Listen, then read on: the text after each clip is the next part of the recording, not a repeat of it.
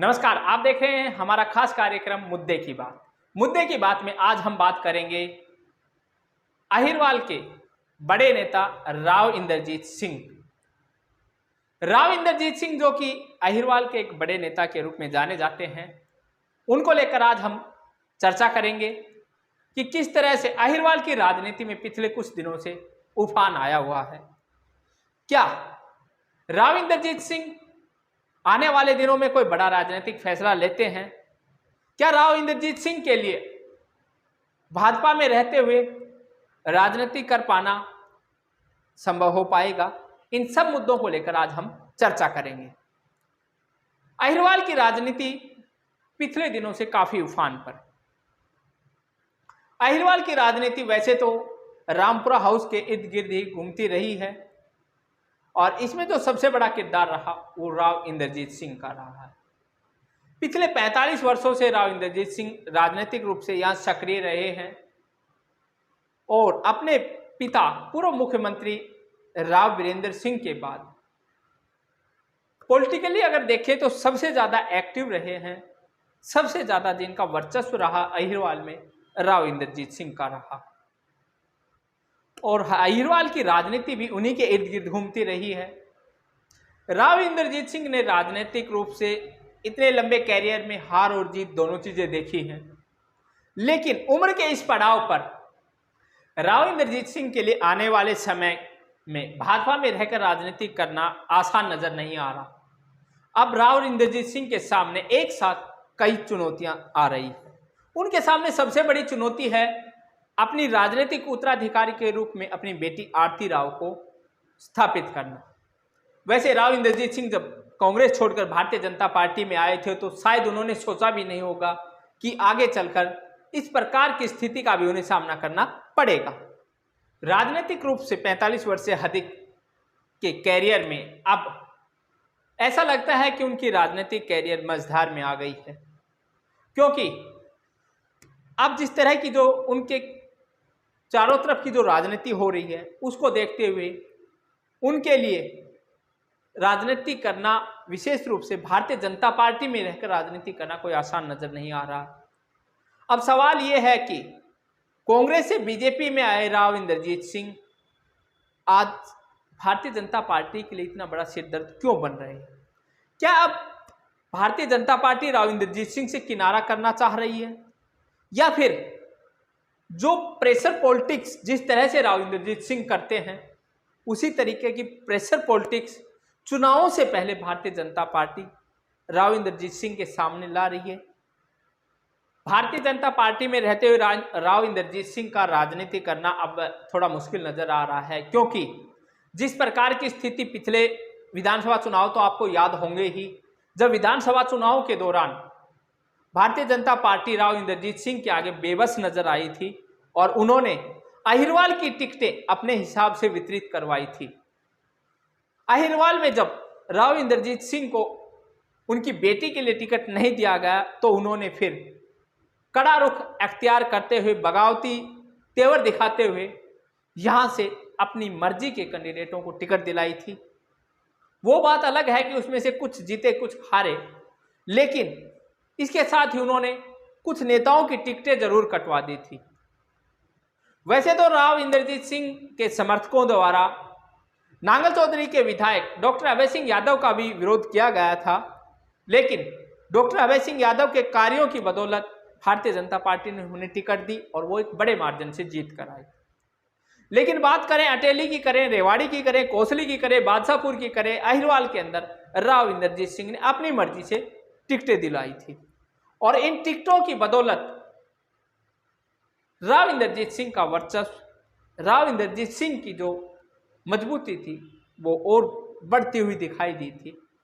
लेकिन राव इंद्रजीत सिंह के इतने कड़े रुख की वजह से भारतीय जनता पार्टी ने शायद उन्हें भी अब सबक सिखाने की ठान ली है।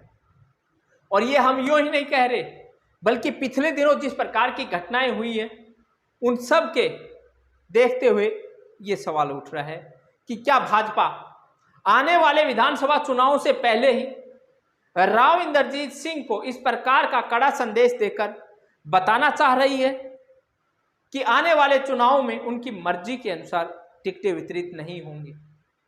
और वैसे भी प्रधानमंत्री नरेंद्र मोदी बार बार परिवारवाद की जो बातें कर रहे हैं, उसके हिसाब से भी राव इंद्रजीत सिंह के लिए मुश्किलें बढ़ती नजर आ रही है। क्योंकि जब राव इंद्रजीत सिंह ने अपनी बेटी के लिए टिकट मांगी थी तो वही परिवारवाद की बात यहां पार्टी की तरफ से रखी गई थी और इस वजह से उनकी बेटी को टिकट नहीं दिया गया। राव इंद्रजीत सिंह के लिए आने वाले विधानसभा चुनाव में राजनीतिक मुश्किलें बढ़ेंगी, क्योंकि जिस प्रकार से भारतीय जनता पार्टी ने पिछले कुछ दिनों से जो फैसले किए हैं अहिरवाल को लेकर के, वो राव इंद्रजीत सिंह के राजनीतिक कद को घटाने का कार्य किया है। 15 अगस्त का कार्यक्रम था। डॉक्टर अभय सिंह यादव जो कि नांगल चौधरी से विधायक हैं, उन्हें रेवाड़ी में उपमंडल स्तर के कार्यक्रम की वहां के मुख्य अतिथि उन्हें बनाया गया था, जबकि एक केंद्रीय मंत्री होते राव इंद्रजीत सिंह को ब्लॉक लेवल का बावल का कार्यक्रम दिया गया था। और उस कार्यक्रम के बाद राव इंद्रजीत सिंह ने अपनी पीड़ा भी जाहिर की थी कि जिन लोगों का पार्टी में जिन लोगों ने हराने का कार्य किया, पार्टी ने उन्हें बाहर निकालने की बजाय उन्हें और आगे ऊपर बढ़ने का मौका दिया है। उस समय से शुरू हुई। इसके बाद फिर भाजपा ने राव इंद्रजीत सिंह को और तगड़ा झटका देते हुए 1999 के लोकसभा चुनाव में महेंद्रगढ़ से सांसद डॉक्टर सुधा यादव को और साथ में केंद्रीय मंत्री भूपेंद्र यादव को भाजपा की केंद्रीय चुनाव समिति के अंदर जो जगह दी है, उससे यहां के अहिरवाल के राजनीतिक समीकरण बदलते हुए नजर आ रहे हैं।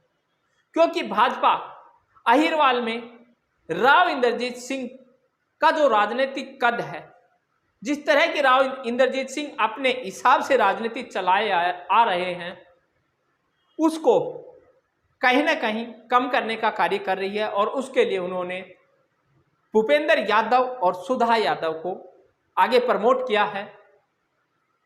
और वैसे भी सुधा यादव 1999 का सांसद बनने के बाद, उसके बाद वो फिर से राव इंद्रजीत के सामने चुनाव में थी, लेकिन वहां उन्हें जीत नहीं हासिल हुई।